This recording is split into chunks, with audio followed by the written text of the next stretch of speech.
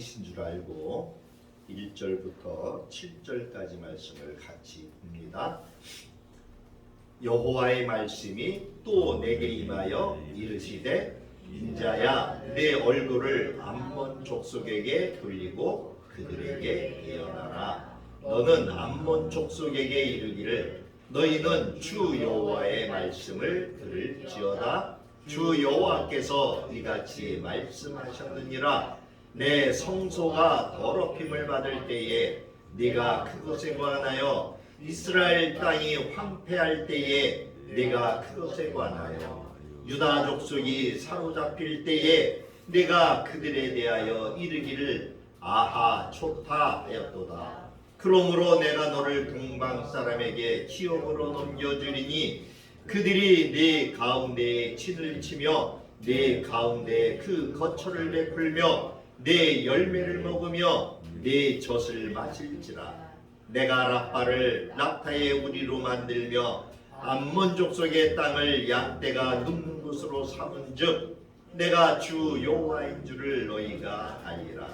주 여호와께서 이같이 말씀하셨느니라. 내가 이스라엘 땅에 대하여 손뼉을 치며 발을 구르며 마음을 강하여 멸시하며 즐거워하였나니 그런즉 내가 손을 내 위에 펴서 너를 다른 민족에게 넘겨주어 노략을 당하게 하며 너를 만민 중에서 끊어버리며 너를 여러 나라 가운데서 패망하게 하여 멸하리니 내가 주 여호와인 줄을 너희가 알리라 하셨다 하라. 아멘.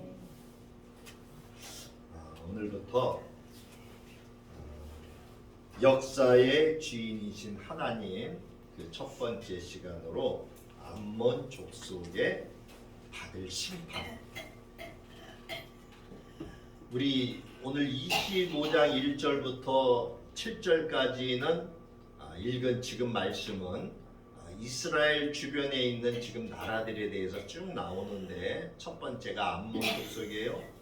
그 다음에 8절부터 11절까지는 모압 족속, 그 다음에 12절부터 17절까지는 에돔과 블레셋.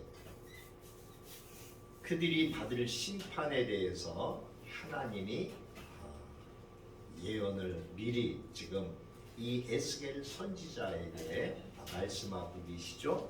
그래서 세상 역사의 주인이 누구인가를 하나님께서 말하고 계세요. 실질적으로 역사상에 보면 이 암몬이나 모압이나 에돔이나 블레셋이라고 하는 나라는 다 멸망해서 없어졌어요. 나라가 없어졌어요. 26장에는 두로가 받을 심판에 대해서 나와 있죠.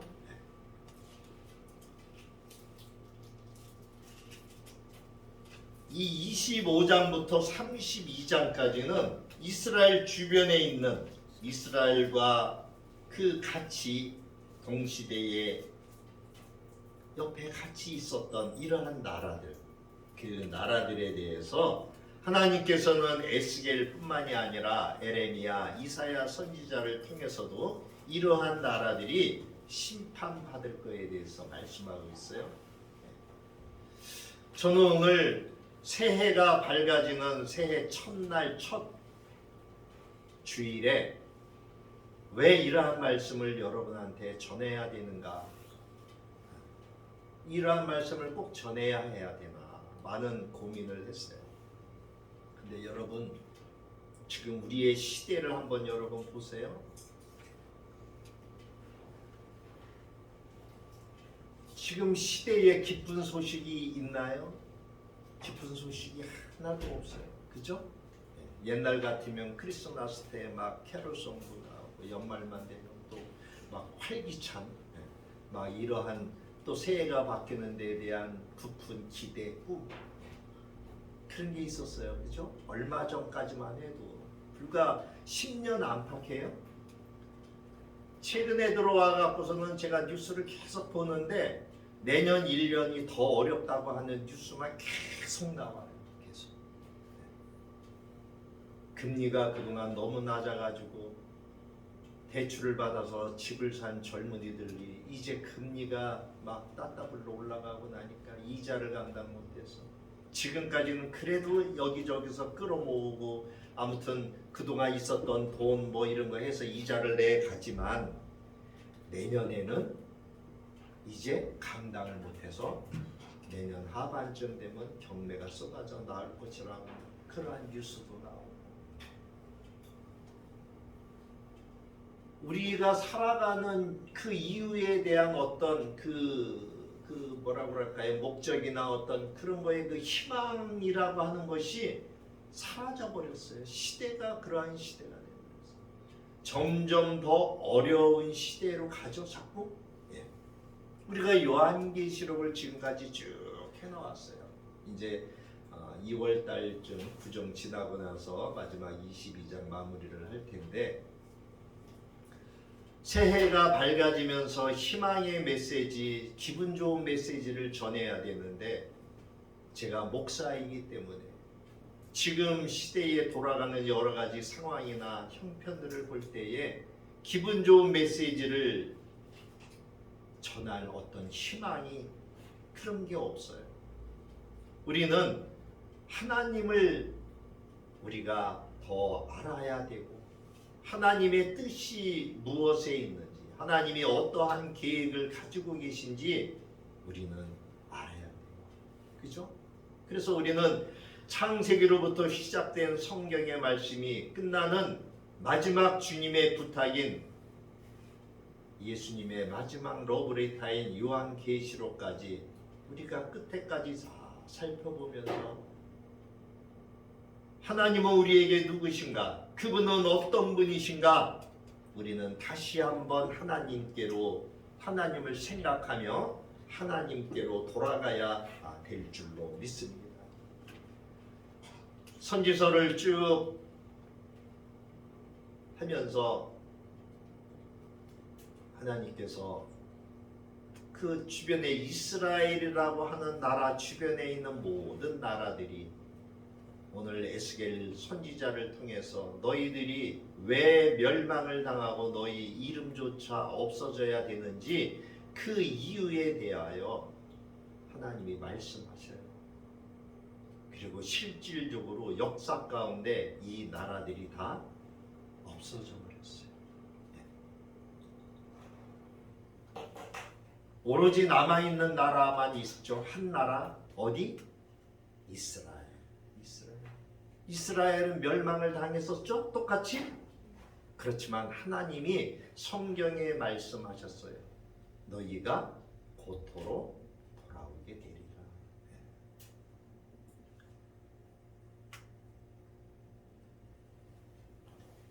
오늘 우리가 읽었던 1절부터 7절에 있는 암몬이 받을 이 심판에 대해서 말씀하고 있지만, 전체적으로 이 25장의 내용을 한번 본다면은 암몬과 모압과 에돔은 이스라엘의 그 동편에 있는 나라들이에요. 이스라엘 땅에 요단강이 있죠? 요단강 동편에 있는 그 나라들이에요. 제가 다음 주에는 사진을 준비해서 이 나라들이 위치해 있는 곳을 한번 좀 보여드릴게요. 오늘 준비를 못했는데, 이 나라들은 바로 이스라엘 동편에 있는데, 오늘날 이스라엘 바로 동편에 있는 나라가 무슨 나라예요? 요르단 있잖아요. 그죠? 근데 이 요르단의 민족은, 요르단이라고 하는 나라는 이러한 나라들과는 상관이 없는 나라죠. 이 암몬과 모압은 우리가 잘 알 겁니다. 아브라함의 조카 누구? 롯의 두 딸이 아버지와 동침하여 낳은 잡족의 자손들이었죠. 또 이 에돔은 누구예요? 야곱의 쌍둥이 그 형이었죠. 에서는 이 에돔이라고 하는 뜻은 붉다 이러한 뜻을 가지고 있어요. 에서의 별명이었어요. 에서는 야곱의 쌍둥이 형이었는데 팥죽 한 그릇에 장자의 명분을 팔았잖아요. 결국 이 에서는 하나님과 상관이 없는 들사람이 되어버렸어요. 또 블레셋은 어떤가요? 블레셋은 출애굽한 이스라엘이 가나안에 입성하기 전부터 이 가나안에 살고 있던 이방 민족이었어요. 이 블레셋은 지중해에 있는 섬나라에서 이 가나안 땅으로 이주해 왔는데 그곳에서 터전을 잡아가지고 이스라엘 민족들이 출애굽한 이스라엘 민족들이 가나안에 들어가기 전부터 이미 그 땅을 차지하고 있었어요. 그래서 그 하나님께서 그 여호수아에게 어떻게 해요? 이제 모세는 가나안 땅을 못 들어가지 않습니까? 그러고 이제 여호수아를 후계자로 세워서 여호수아를 통해서 가나안 땅에 있는 7 족속을 어떻게 하게 해요? 멸하게 하시죠. 그러면서 가나안 땅을 이스라엘 백성에게 주게 하셔요. 이게 옛날에 다 했던 거예요. 벌써 몇 년 됐죠. 어찌됐든 간에 우리가 성경은 이스라엘의 역사에 대해서 하나님이 이스라엘이라고 하는 나라를 선택하셔서 그 나라와 하나님과의 관계를 쭉 기록한 책이죠. 그래서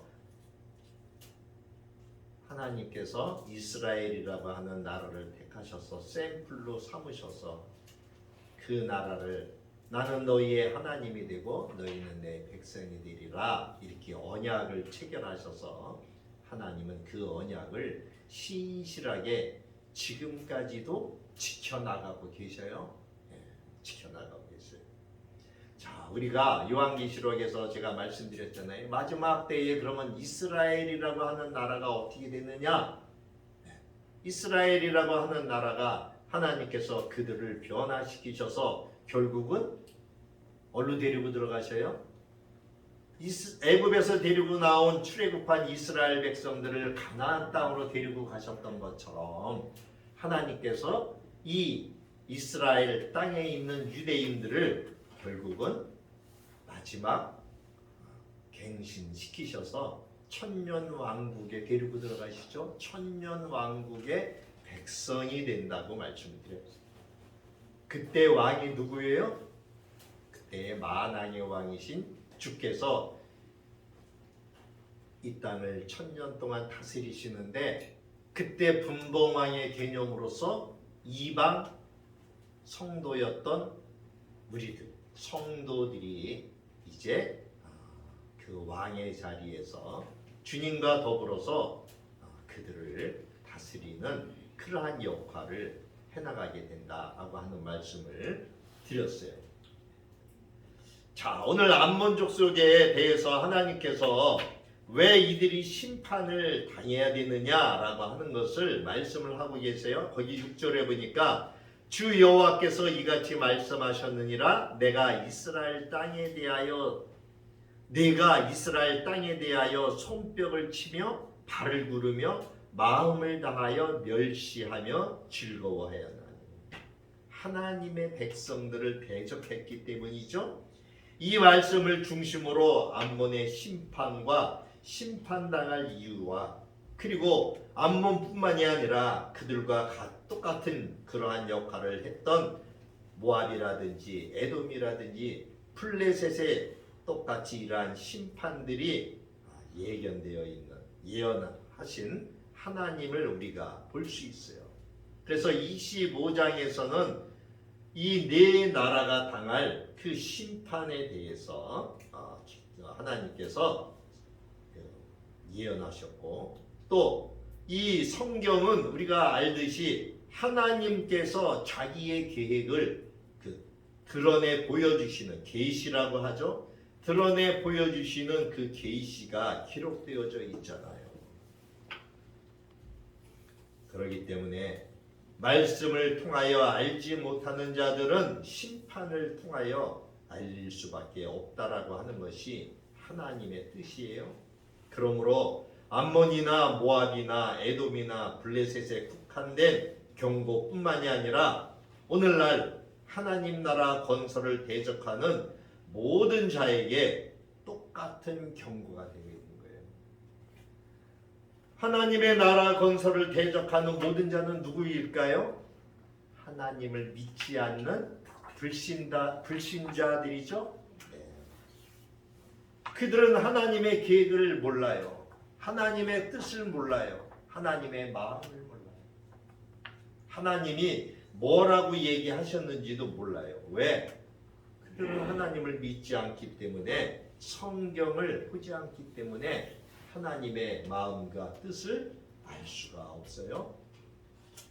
자, 암몬 나라, 암몬 족속에 대해서 우리가 한번 이제 보고 넘어갑니다. 이 암몬 사람들은 요단강 동편의 그 산지, 즉 압복강. 압복강이면 누구 생각이 나요? 돌베개 배고잠 야곱이 형 에서를 피해서 도망을 가다가 그 압복강 그 주변에서 돌을 베개 삼아 잘 적에 하나님을 만나는 그 장소였었죠. 어쨌든 아무튼 이 압복강에서 사해 동편에 이르는 그 아르논 강까지 이르는 지역을 이 암몬 족속들이 차지하고 있었어요. 오늘날 요르단의 영토인 이 암몬은 현재까지 체계적인 고고학 발굴이 이루어지지 않고 있어서 다양한 고고학적인 유물들을 찾을 수 없는 그러한 곳이에요. 지금까지 발견된 몇몇 문헌이나 유물들을 통해서 암몬 사람들이 다른 가나안 사람들처럼 북서 셈어족을 사용했고 셈어를 사용했고 유사한 문화를 공유했다라고 하는 사실은 발견이 되었어요.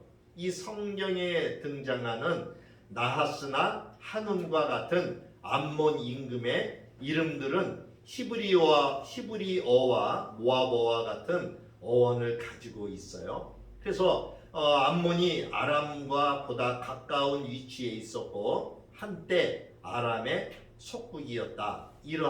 그래서 아람의 영향을 더 많이 받았다. 이러한 것이 학자들에 의해서 이렇게 증명되어지고 있어요. 이 암몬 족속은 롯의 후손이죠. 창세기 19장 38절에 보면 작은 딸도 아들을 낳아 이름을 베남미라 하였으니 오늘날 암몬 자손의 조상이었더라. 성경은 그렇게 우리에게 말씀하고 있어요. 이 롯이 소돔 땅에 살다가 멸망을 당할 즈음 대략 BC 2067년경으로 학자들은 추정하고 있어요.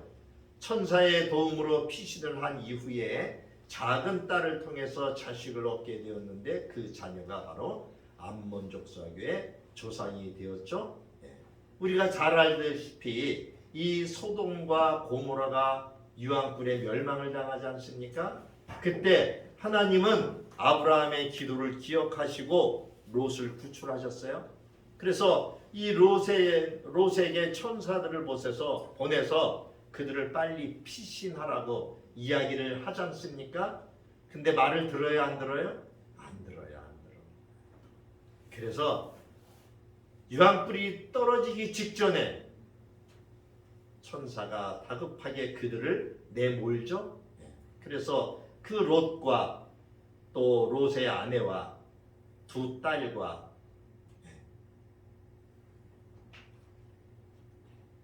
소돔과 고모라 땅을 탈출을 하는데 성경에 보니까 그 롯의 아내는 그곳에 두고 온 재물이나 여러 가지 그 세상을 못 잊어서 뒤를 돌아보다가 뭐가 됐어요? 소금 기둥이 됐다라고 하는 그러한 전설이 있죠.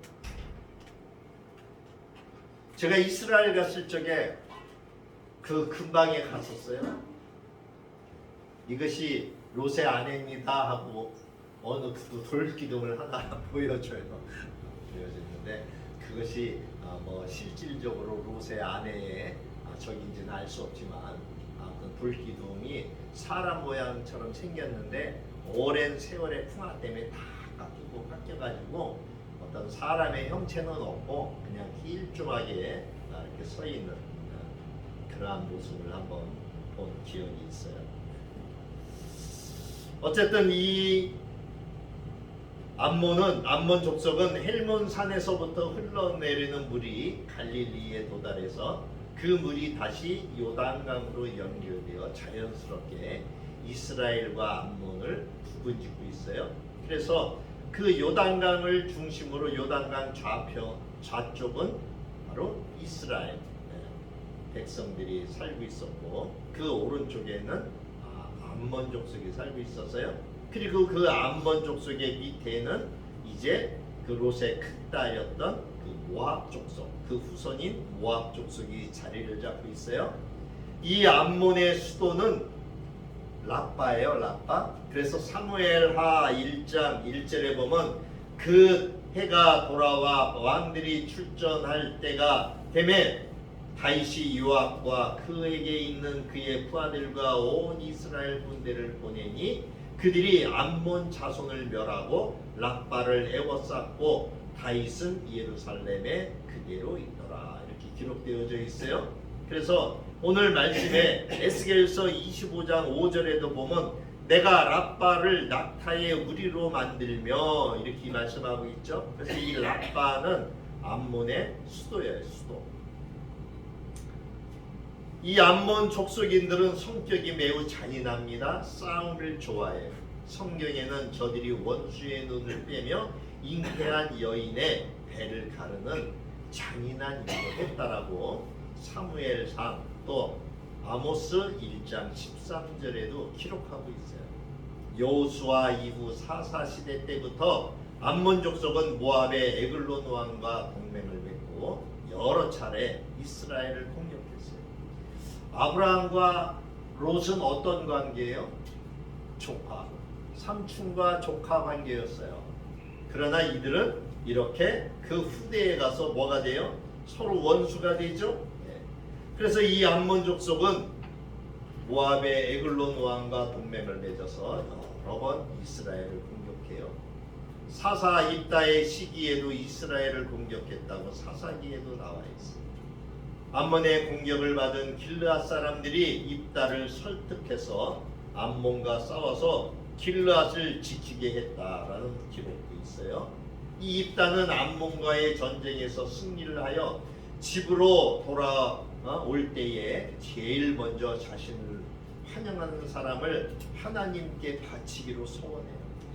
그런데 사사기서 11장 1절부터 40절에 있는 내용을 보면은 가장 먼저 자신을 반기러 나온 사람이 누구였어요? 자기의 사랑하는 딸이었어요. 결국 하나님과의 약속했었기 때문에 이 입다는 자기의 사랑하는 딸을 하나님께 제물로 드리는 이러한 기록이 사사기서에 기록되어집니다.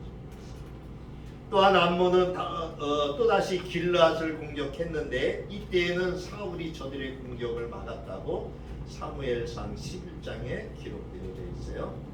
이때 암몬의 지도자였던 나하스라고 하는 왕은 매우 독한 사람이었어요. 그 사람은 이스라엘의 화친 제의를 거절하고 너의 오른쪽 눈을 빼내라고까지 하면서 이스라엘 사람들을 조롱했어요. 그런 상황에서 혜성같이 나타난 사람이 누구였냐 하면 사울 왕이었어요. 그래서 이 사울 왕이 소를 잡아서 12지파에게 보내어 사람을 규합해서 순식간에 30만 명을 모았어요. 그리고 단숨에 암몬 족속을 무찌르는 이러한 일이 기록되어져 있어요. 솔로몬이 죽은 후에 북이스라엘과 남유다로 나눠지게 되었죠. 이때 남유다 왕국은 솔로몬의 아들인 르호보암이 다스렸는데 이 르호보암의 어머니가 바로 누구냐? 암몬 족속의 여인이었다고 열왕기상 14장 27절에 기록되어져 있어요. 여호사밧 왕 때에는 암몬은 모압과 에돔과 동맹을 맺고 이번에는 이스라엘을 공격하죠. 이들이 모압과 에돔과 다 동맹을 맺었어요. 이스라엘과 암몬과 모압과 에돔은 친척 관계잖아요. 그럼에도 불구하고 이렇게 이스라엘을 시도 때도 없이 괴롭혔어요. 뿐만이 아니라 우시야 왕 때에는 유다의 조공을 바치기까지 했어요. 그때는 유다가 더 셌었기 때문에 힘이 더 강대한 나라였었기 때문에 조공을 바쳤어요. 그래서 이 요담 왕은 암몬을 재차 정벌해서 저들을 향한 통치를 강화시켜 나갔다고 역대하 27장 5절에는 기록되어져 있어요. 이 암몬 지역은 역사적으로 매우 중요한 장소였어요. 지금도 이 지역은 매우 중요한 지역이에요. 현재 암몬은 요르단의 수도가 되었죠. 요르단은 지금도 이스라엘과 적대적인 관계를 가지고 있어요. 암몬은 가나안 사람들이 그랬던 것처럼 농사를 생업으로 했어요. 특별히 이집트와 아라비아에서 시작해서 에돔과 모압 땅을 거쳐서 아람과 아수르를 잇는 왕의 도로는 지역 경제에 문화적인 교류를 활발하게 했고, 성경에 의하면 암몬의 수도인 랍바는 임금의 성이 있었다고 말하고 있어요. 이 랍바는 현재 요르단의 수도인 암만으로 추정하고 있어요. 암만에서는 망대로 사용되었던 탑과 주전 10세기에서 8세기 암몬이 가장 번성했을 때 만들어진 여러 조각상들이 발견되어지고 있어요. 가나안 땅의 사람들 중 이스라엘 사람들이 자신들에게 가장 우호적인 사람들을 암몬 사람이라고 생각했을 정도로 이렇게 유다와 암몬은 각별한 관계였음에도 불구하고 암몬은 이스라엘을 이렇게 괴롭혀요. 창세기 19장을 보면은 소돔과 고모라의 몰락에서 몸을 피신한 롯과 그의 두 딸들 사이에서 태어났는데 그 중 하나의 이름이 베남이었죠. 암몬 족속의 그 자손의 조상이 되었다라고 성경은 말하고 있어요. 아브라함의 혈족이 된 암몬 족속은 약속의 땅인 가나안을 향해 진격하던 이스라엘 백성들과의 전쟁을 피할 수 있었어요. 그렇지만 암몬 족속의 땅은 아브라함의 조카의 롯에게 기업으로 준 땅이었어요.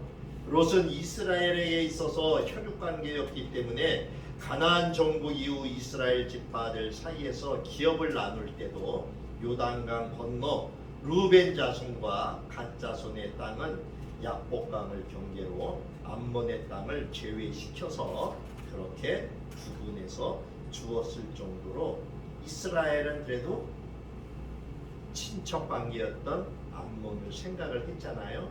그러나 암몬은 사사 시대부터 이스라엘의 적이 되었다라고 성경은 이야기하고 있어요. 모압의 인근 에글론이 이스라엘을 치려 할 적에 암몬에게 우리와 같이 이스라엘을 치자 이렇게 했는데 암몬은 이에 동조해요. 그리고 이스라엘을 점령했다고 사사기서 3장 13절은 이야기하고 있어요. 이스라엘 자손이 가나안의 신들을 섬기자 여호와께서는 블레셋 사람들과 암몬 자손의 손에 이스라엘을 넘겨주게 되죠. 결국 암몬과 길르앗에서 대적하게 되었는데 이후 암몬은 계속해서 이스라엘과 전쟁을 치르게 됩니다. 사사시대 무엇보다도 유명한 에피소드 중에 하나는 바로 주인공인 입다와 싸움을 한 이들도 암몬 조상이었다라고 하는 것이 사사기서 11장에 기록되어 있어요. 암몬과의 갈등이 최고조에 이른 것이 사울과 다윗의 시대였어요. 사울은 이스라엘을 모욕하는 길르앗 야베스를 공격한 암몬 임금인 나하스와 싸워 이겼죠.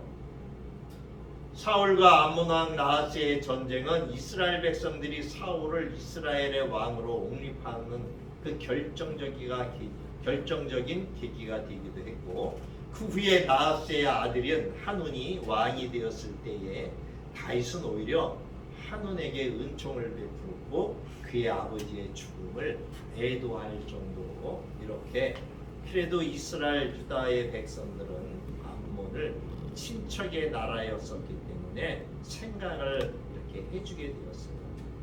그러나 한운과 그의 신하들의 오해는 다윗과의 전쟁으로 발전하게 되죠. 그래서 암몬은 급하게 아람 사람들에게 이번에는 도움을 청해서 다윗에게 대항을 합니다. 그러나 결국은 다윗에게 굴복당하죠. 암몬은 더 이상 다윗에 대적할 만한 힘을 잃어버렸고 결국은 다윗의 속국이 되어버렸어요. 하지만 다윗은 암몬과의 전쟁에서 크나큰 죄를 저지르고 말아요. 그것은 우리가 너무나 잘 아는 우리아의 장군 아내 누구? 우리아 장군의 아내 밧세바. 결국은 밧세바를 자기 아내로 삼잖아요. 우리아 장군의 아내를. 그리고 그 우리아 장군을 최전방으로 보내서 전사하게 만드는 그러한 일을 꾸미잖아요. 이 다윗의 범죄는 이스라엘 역사의 가장 아픈 과거가 되었죠. 이스라엘 사람들이 겪게 될 고난의 직접적인 원인이 되기도 했어요. 다윗이 겪게 된 직접적인 고통은 뭐예요? 아들의 죽음이죠. 그리고 또 다른 아들의 반란이죠. 아버지를 대항해 반란을 일으켰던 압살롬을 피해 다윗은 한때 자신의 속국이었던 암몬으로 도망까지 합니다. 다윗 이후 솔로몬 당시에 이스라엘은 암몬의 몰록이라든지 혹은 밀곰신을 경배하죠. 이 암몬 족속은 몰록 또는 밀곰이라고 하는 신을 경배했다라고 열왕기상 11장 7절 33절에 이야기하고 있어요. 또 나아마라고 불리는 암몬의 여인과 결혼해서 결국 르호보암을 낳게 되죠. 이 이스라엘 백성들의 이러한 죄로 인해서 이스라엘은 북이스라엘과 남유다로 갈라지는 그러한 계기를 초래하게 되죠.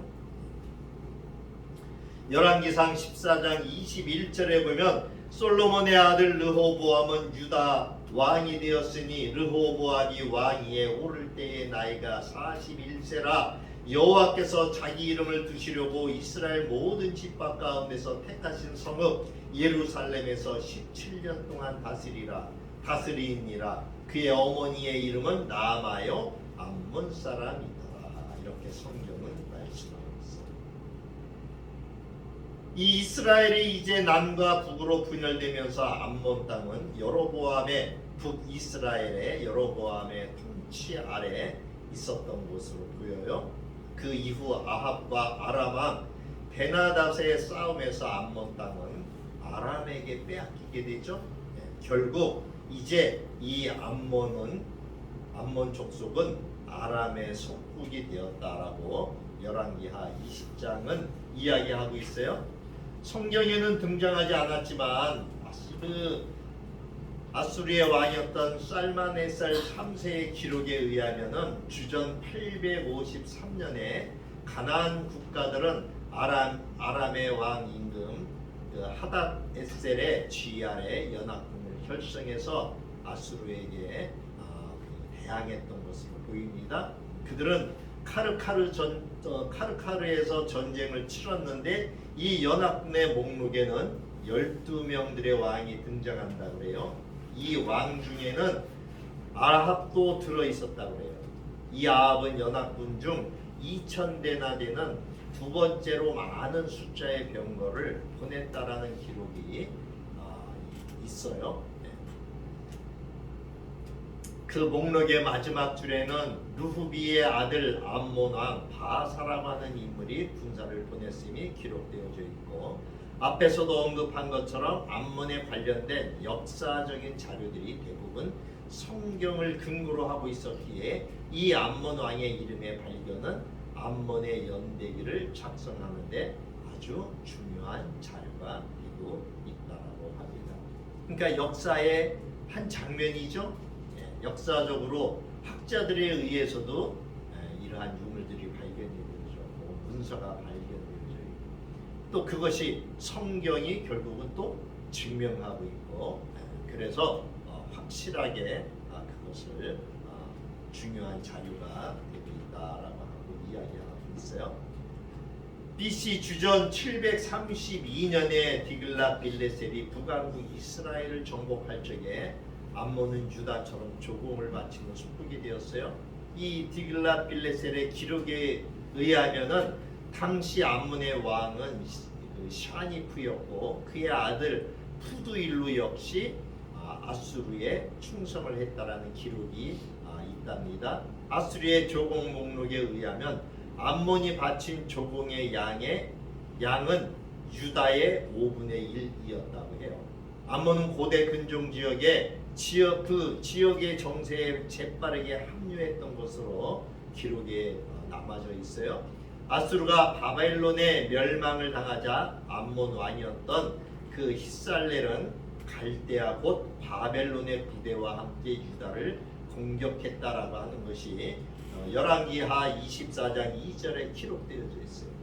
또한 아모스 1장 13절은 암몬이 전쟁 중에 아이벤 여인의 배를 가를 정도로 잔인했다라고 기록되어져 있고, 이 뿐만이 아니라 이 선지자 예언자들은 암몬의 죄악은 결국 그들의 수도 라빠와 함께 그 족속이 기억되지 못하는 저주를 받을 것이라고 에레미야서 49장 1절부터 6절, 에스겔서 21장 28절부터 32절에 기록되어져 있어요. 그 중에 우리가 에스겔서를 지금 보고 있으니까 에스겔서 21장 28절부터 32절에 있는 말씀을 제가 번독해 올립니다. 인자야, 너는 주 여호와께서 암몬 족속과 그의 능력에 대하여 이같이 말씀하셨다고 예언하라. 너는 이르기를 칼이 뽑히도다, 칼이 뽑히도다. 죽이며 멸절하며 번개같이 튀기 위하여 빛났도다. 내가 내 분노를 네게 쏟으며 내 진노의 불을 네게 내뿜고 너를 짐승 같은 자 곧 멸하기에 익숙한 자의 손에 넘기리로다.